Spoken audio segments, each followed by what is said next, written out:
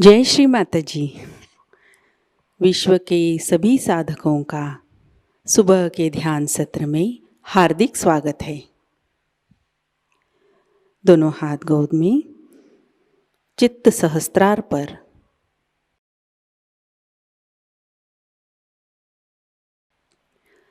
कुंडलिनी चढ़ाकर बंधन लेते हैं।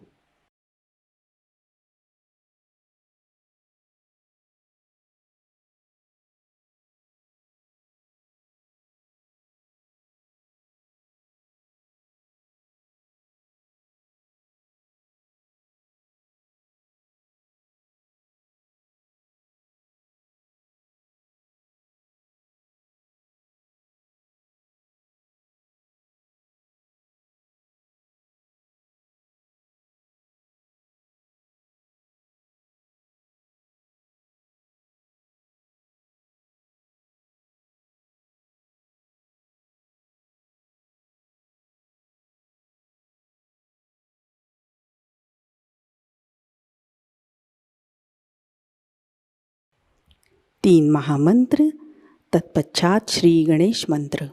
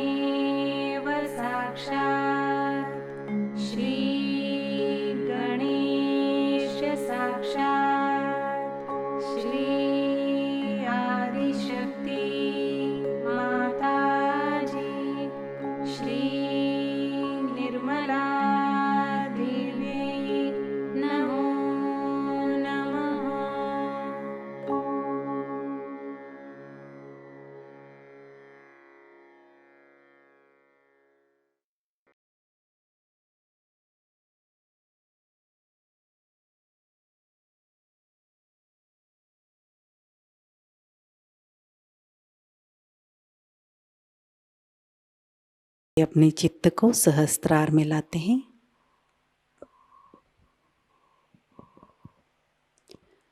परम पूज्य श्री माताजी, कृपा कर आप हमारे सहस्त्रार में विराजिए। आपकी कृपा से हमारा आत्म साक्षात्कार सुदृढ़ कीजिए।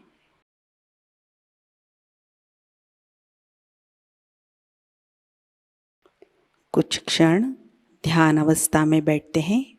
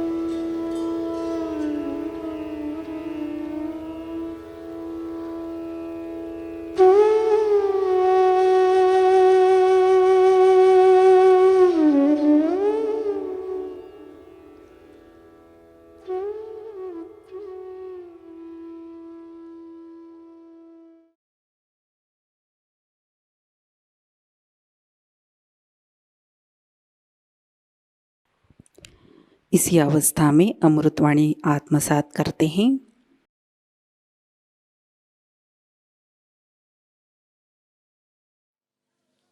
You don't know how your mother feels to see so many people who have become really gurus themselves.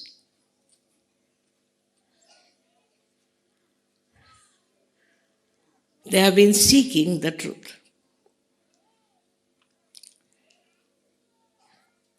In a very difficult times,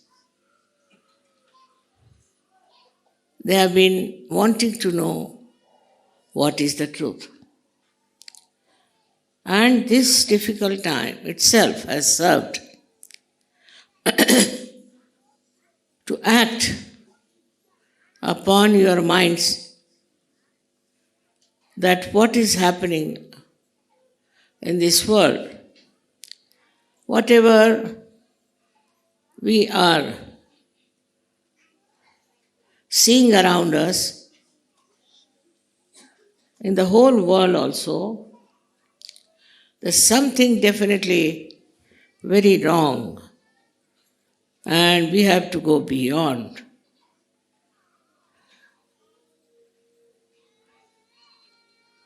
In the seeking, one thing is very important, that the person should have a great devotion about it. And also untold miseries you have to go through. Seeking is when within yourself also you are struggling, and outside also you find nothing satisfactory. This is how the seeking has a double edge. In that seeking, when you are trying to get to the truth, it seems it's a very difficult thing. But you can't help it, because you are not satisfied with what exists around you. See, the world today is filled of strife. All kinds of strifes are there. People are fighting for nothing at all, for land, killing human beings. Land, can it create human beings? They are fighting in a very collective manner, thinking they are doing very great service to humanity. The thinking today of human beings is not at all deep, it's very superficial. And that's how you find this world full of turmoil. Every day, every minute you can find. They are killing so many human beings. This is their torturing in a very large scale. Formerly, of course, the saints were all tortured. Tortured by all kinds of different stupid ideas, I should say, of something being higher, something being lower, something being good, something being bad. Under such ideas, they combined together and worked out all kind of aggression all over the world, all over. Not only that, but also in the families, in the institutions, in the organization, thinking that they were very right, they were very good, and they tried to aggress other personality. So many people thought it's better to fight it back. And they started fighting it out collectively. It doesn't work out. This fighting doesn't work out because fighting begets nothing but murders, killing. Thus many people were killed. Buddha talked to people of non-resistance, and there's history about it. That in one of the great universities in Bihar,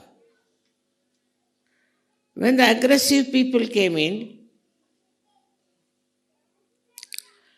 they killed all the saints in the name of aggression. And they all died. Maybe that might have achieved on a very subtler level some sort of punyas. But in this Kali Yuga, it is not going to work out. What is the resistance you can put in against such people? How can you fight them? It's an impossible situation to convince anybody that they are aggressive and they are nowhere near the truth. Because nobody wants to accept such a thing. And so whatever they are trying all over the world to convince others of their follies are completely failing. And thus this struggle, this war, mongering cannot be cured.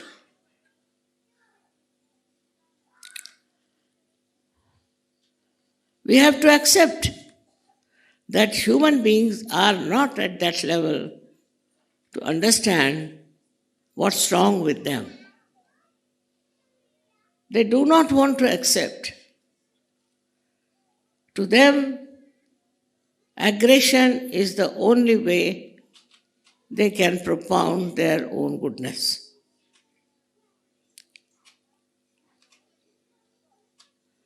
So what is the solution? Solution is that we should give all of them self-realization. They should get their self-realization. Then only things will improve. Now, you might say that mother, in those days of strife and struggle and fighting, it will work out. Circumstances will tell them. Life will be so difficult with all the time weapons hanging on their heads, that they'll have to also seek the truth. It has to be done very genuinely.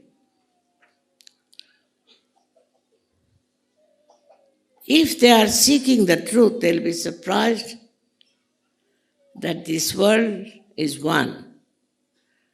All human beings are one. And that is the destiny of human beings.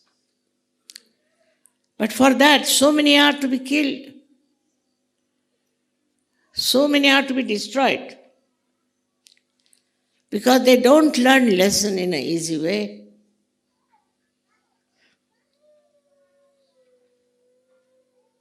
Now, your job is to give them self-realization and change the people. That's the real thing you have to do as gurus. But what are we doing? We come to Sahajayoga with what idea? We are working only on the periphery. Firstly, we are worried about ourselves. How we can prosper, how can we become better off. Also, there is greed. We do not see ourselves if we are aggressive, if we are trying to trouble others, if we have wrong ideas about ourselves, how we torture others. So first of all, you have to cleanse yourself and accept your own problems, your own misgivings. These are to be faced and challenge yourself. What are you doing? You are a Sahajayogi. How can you hate someone? How can you trouble someone? How can you torture someone? This is the beginning of introspection. It's very important. I can make out a person who meditates in the real sense of the word and the one who just meditates. You should not deceive yourself. If you are deceiving yourself, then how can you become a guru?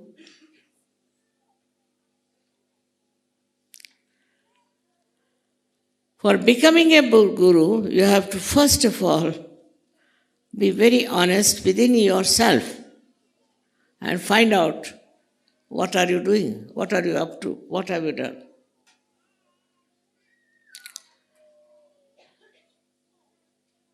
We have 6 enemies, as I have told you.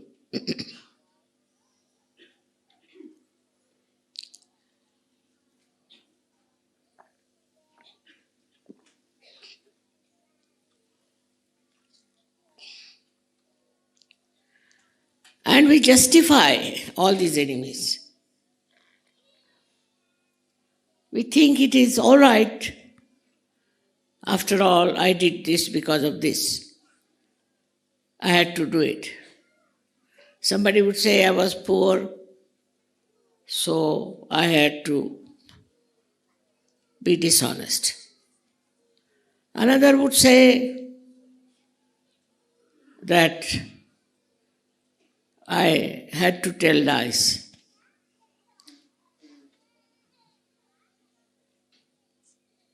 Another would say that I had to be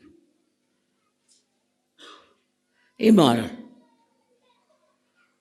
This is the biggest thing human beings have, is justification. Animals don't have. They have their fixed ideas. They have their fixed nature. But human beings can do all kinds of wrong things and can justify. This justification doesn't help you in your ascent. I did this because of that. It never helps you. One should try to introspect and see for yourself what is the justification.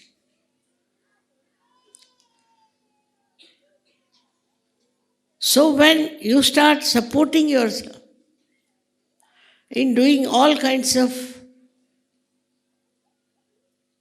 opposite things, how can you rise? How can you ascend? All the time you are trying to descend. So purification within is only possible if you can see yourself clearly. If you can't see, how will you purify? If I can't see in the mirror, how will you see what's wrong with my face? So when you start seeing the truth and comparing yourself with that, then only you can clear out yourself. But the identification should be with the truth. For example, you see in the mirror your face and you find something wrong. You are not identified with that wrong, but you are identified with your own face. And so you clear it out. cleanse it out. In the same way, if you are identified with yourself, you cannot get rid of it. When you are climbing ahead into the new path of righteousness, of goodness, of compassion and love, you should see yourself, watch yourself. What are you doing? Where are you going? How far you are stooping? You should not cheat yourself.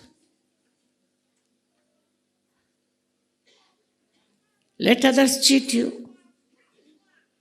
Let others do whatever they like. Let others try to kill you, but don't you kill yourself. You don't cheat yourself. So you have your self-respect and you have your self-honor, which you value more than anybody else. And you don't yield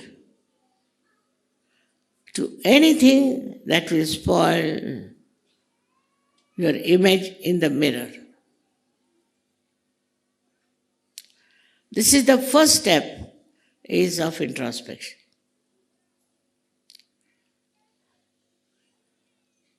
Now what helps for this introspection is your sense of love. Can you love a person who is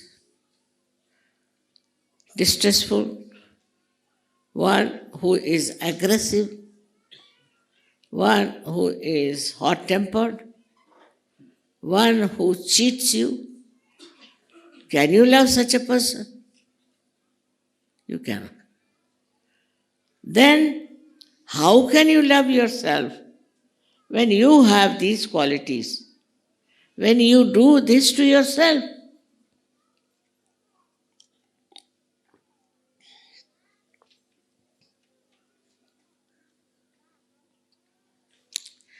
So the first thing is the pure love for yourself. Pure love. It's such a great thing to have pure love. Like you may like to have a very nice bed to sleep. You may like to have a very beautiful house. You may like to have all the wealth of the world. But all this, will it make you love yourself?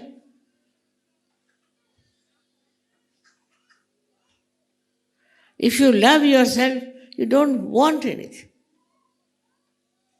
Because you enjoy yourself.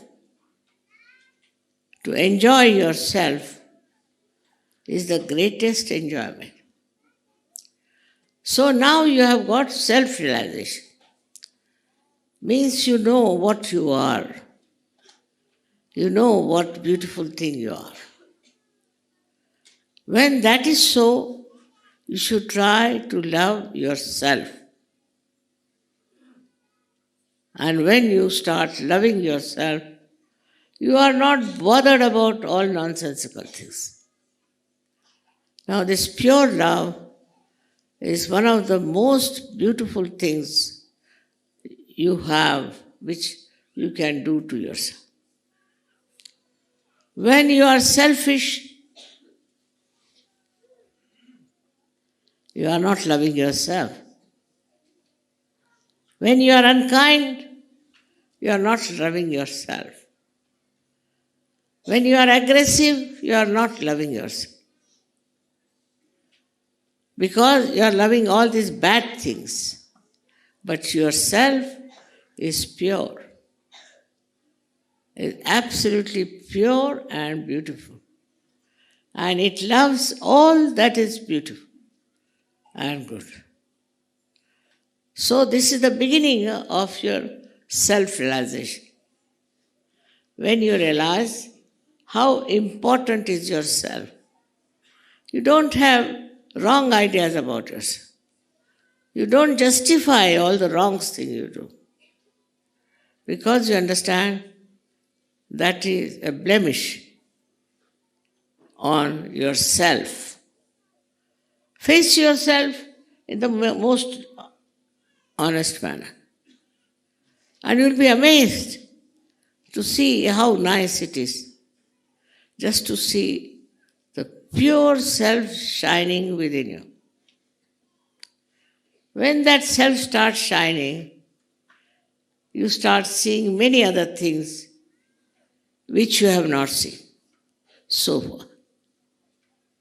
And one of them you see is that love is not only for yourself, but for everyone.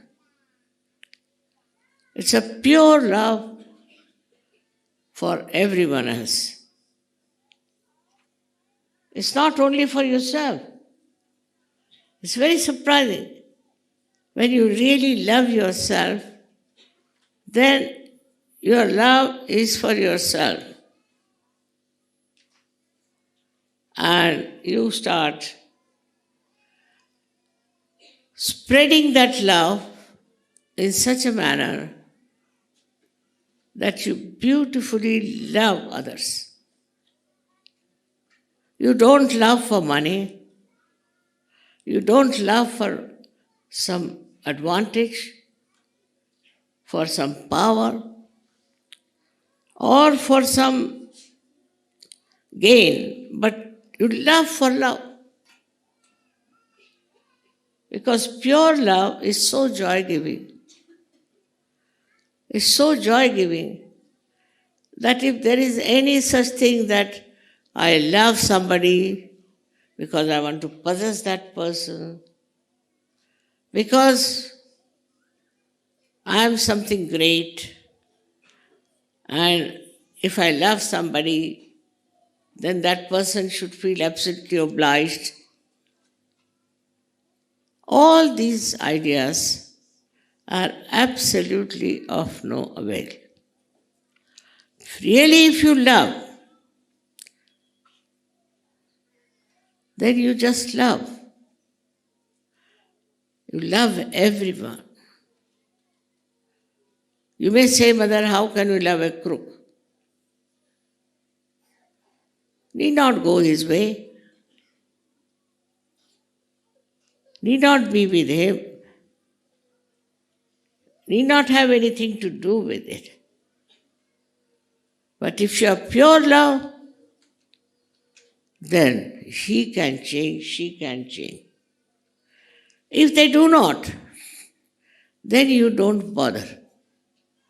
Those who come into the ocean of love, those who are really pure loving people, they are your friends. They are the ones who are needed on this earth. Not the people who are crooks, who cheat you, who try to dominate you. They are not the ones needed. What we need are the people who are completely drenched into the purity of love. So from love we go to another point, which is purity.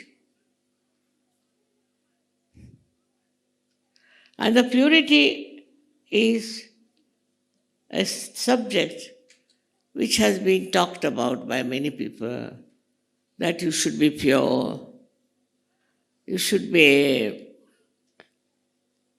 absolutely open, and people should know everything about you.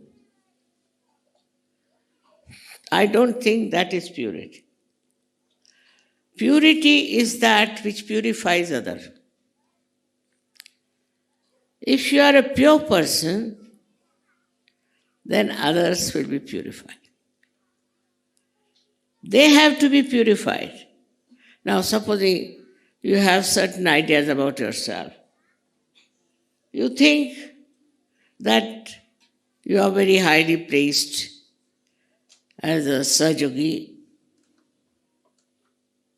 and that you are full of love. Maybe it's all imaginary. Does it purify others? Does your purity purify others? Can it give them awakening?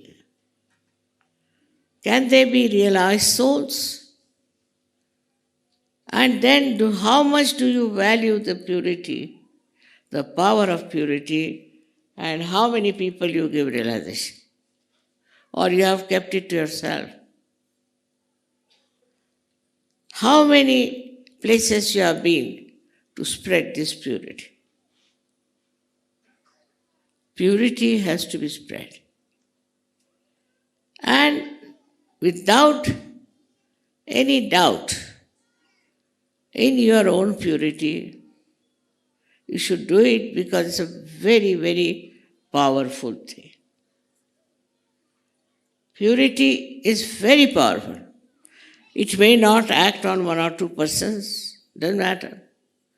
There could be some very, very nasty, horrible fellows, doesn't matter.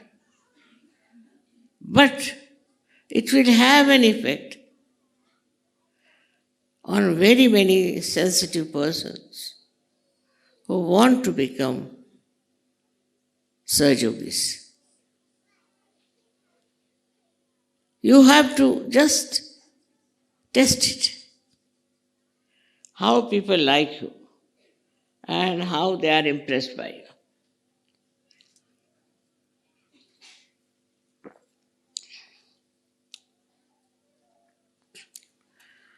The Param Chaitanya, this all-pervading power of divine love, flows through you because you are pure. If you are impure, then it will stop at different chakras. It won't work. So purity of temperament, purity of love. What does that mean? That you love somebody because that person has got spirituality. You love that person because there is purity. And you go to places just to spread the purity among people. A pure person will never create a problem. It's the impure person who every day can start with this problem or that problem and that. So the character of a yogi is to worship the purity of your own and the purity of others. It's true that we have to face ourselves every day. It's true we have to correct ourselves every day. It's true that we have to separate ourselves from ourselves to see how far we have done, how far we have gone. What are we doing? What have we done? So the difference between the ancient times Guru and modern times Guru is that the ancient time Gurus didn't care if they gave realizations to people. It was not their style, most of them. Only they cared for themselves nicely sitting down somewhere in the Himalayas, away from all the madding crowd and enjoying themselves. But you must share this enjoyment. I think that is the sign of a good guru. The one who cannot share, only looks after his own pleasures or looks after his own ashram, you can call it, or looks after his own family, looks after maybe some disciples he has. attention has to be for the whole world. In Sahajayoga now, it has reached such a stage that you have to worry about the complete humanity. It's not only you or few Sahajogis or many more Sahajogis, but all over the world, whatever is the problem, you people have to solve it. But first get out of your own little problems. I get letters from people, especially women, saying their husband is like that and husband does that and children are suffering and all. Now you are a guru. Means you are such a highly electrified person with spirituality. Why should you worry about all these nonsensical things?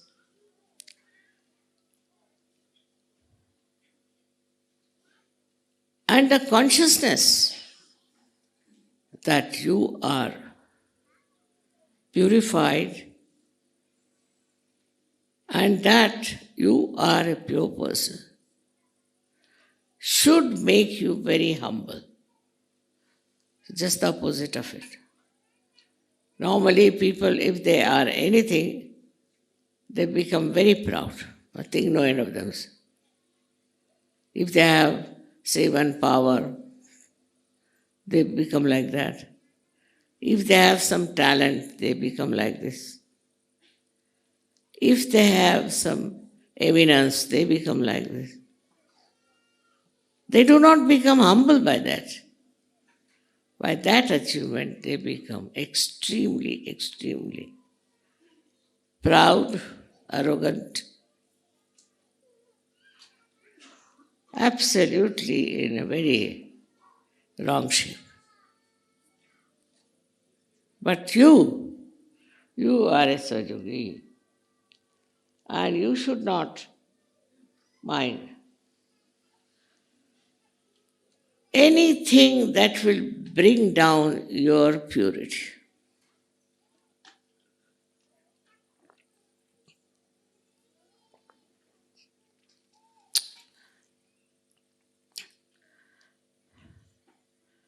So, you can call yourself as gurus if you want.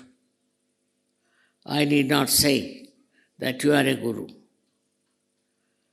But you have to, first of all, make yourself your disciple. Must look after yourself first.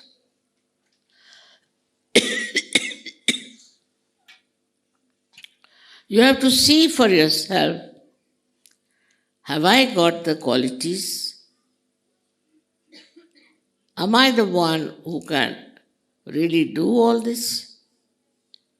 All this introspection within you should be with a very clean heart and understanding.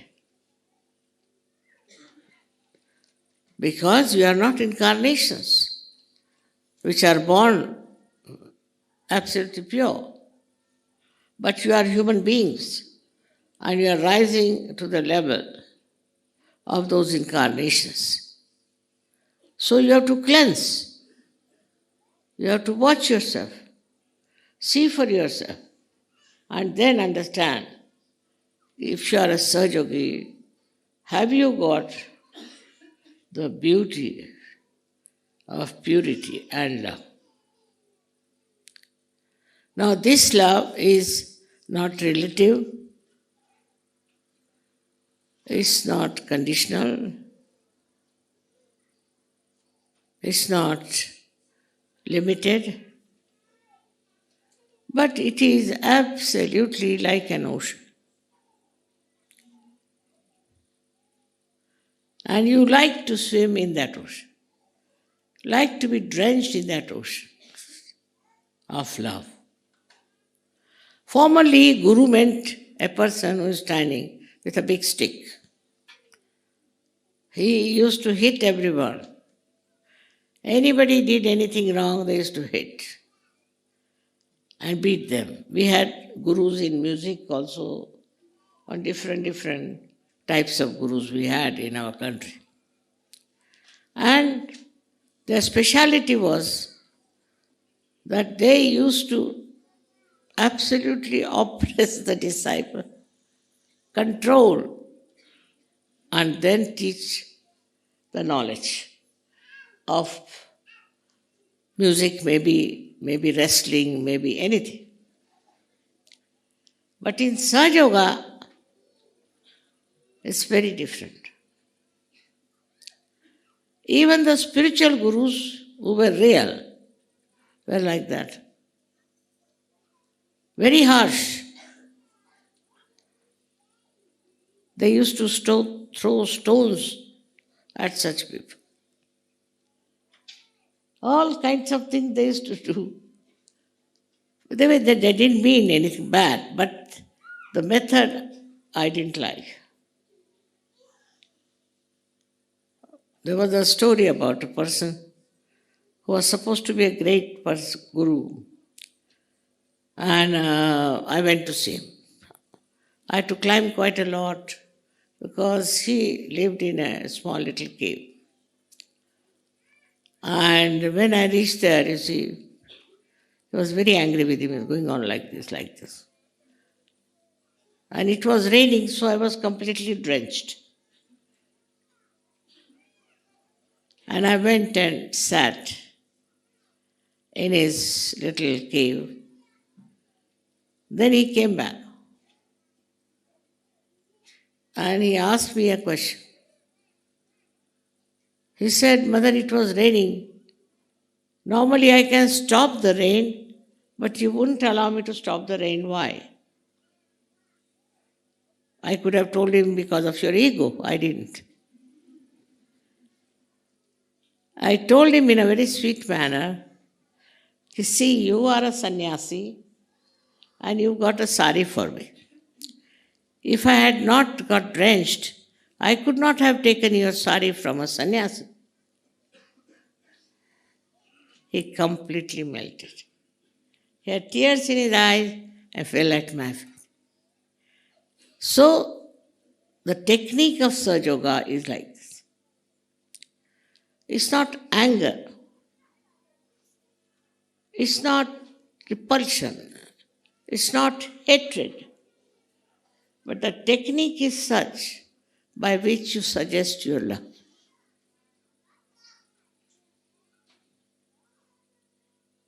This is how one has to understand the difference between a Sahajayogi guru and other gurus.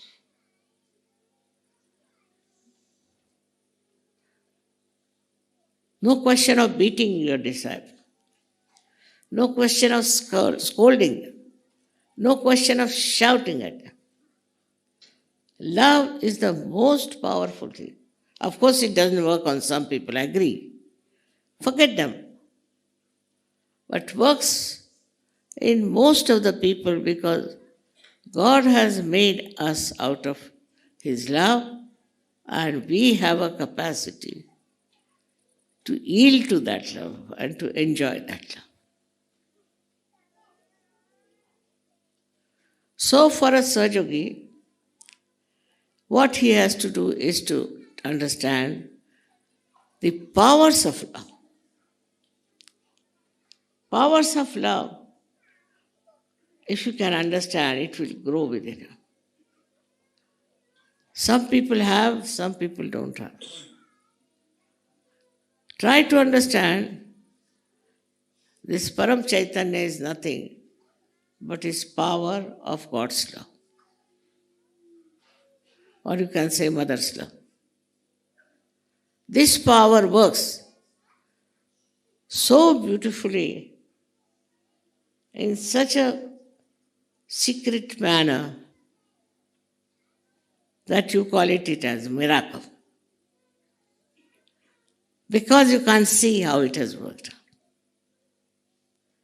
So first and foremost thing is try to develop the sense of love within you.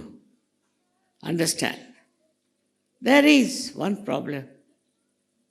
It is always misunderstood.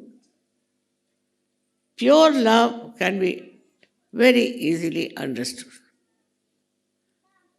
That it gives you joy. That it helps others to improve. It works in a very subtle manner. Now try to remember when you came to Sahajayoga. Try to remember how you got your realization. Try to remember how you started growing. These are like the seeds within us of love which sprouted. Slowly and gradually we started the showers of blessings of love. Then we started enjoying it and understanding it. Now at this stage when we are about to become gurus or we are already gurus, should be nothing but embodiment of love. It's a very different theory I'm telling you. No guru will accept this, those who are already accepted as gurus all over.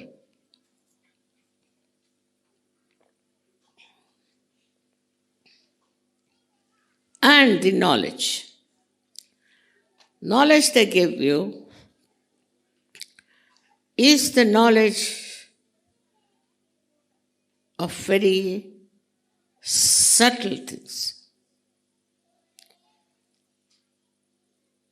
All the knowledge that you have got in Sahajayoga has been already told by those gurus long time back. Somebody has told this, somebody has told that, somebody has told that. But all the knowledge, the total knowledge about your being, your chakras, everything, which you know now, is with you. That is the truth. You have the complete subtle knowledge which nobody had before. Because maybe these gurus did not want to give, or maybe these gurus did not know themselves. All the knowledge of Sahajayoga is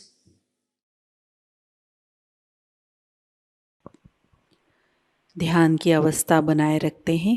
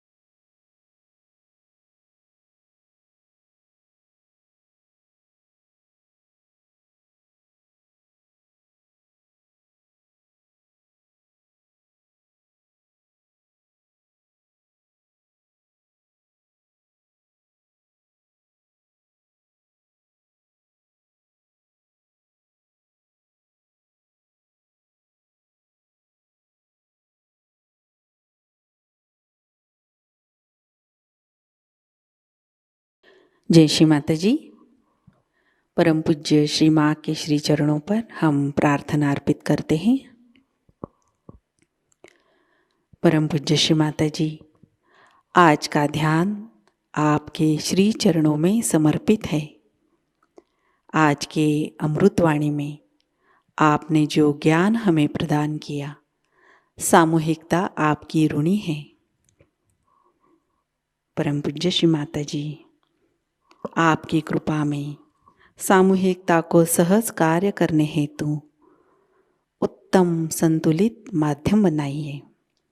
हमारे अंदर से निरंतर आपकी शक्तियाँ प्रवाहित होती रहे। आपकी कृपा में विश्व निर्मल धर्म प्रस्थापित हो जाए। माँ, इस ध्यान सत्र में अगर हमसे कोई गलती हुई हो, कृपा कर हम सबको क्षमा कर दीजिए। हमारी प्रार्थनाओं का स्वीकार कीजिए और हमें आशीर्वादित कीजिए। आपके श्री चरणों पर कोटि कोटि प्रणाम, अनंत कोटि प्रणाम। जय श्री माताजी। कुंडलिनी चढ़ाकर बंधन लेते हैं।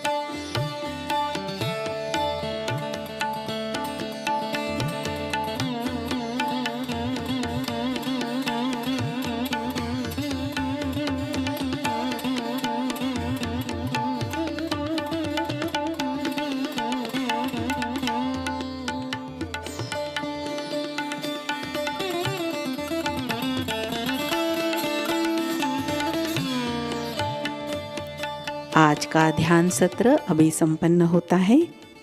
जय श्री माताजी।